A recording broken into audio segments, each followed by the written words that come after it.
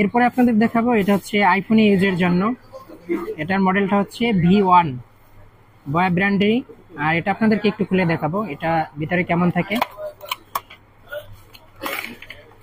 এটা তো আপনার একটা রিসিভার আছে, এটা হচ্ছে আইফোনের সাথে থাকবে চার্জিং পোর্টে।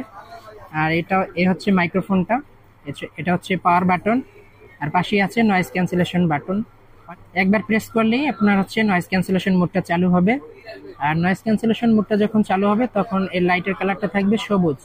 আইফোনের এই সিঙ্গেল মাইক্রোফোনটার আমরা প্রাইস রাখতেছি অনলি 2850 টাকা।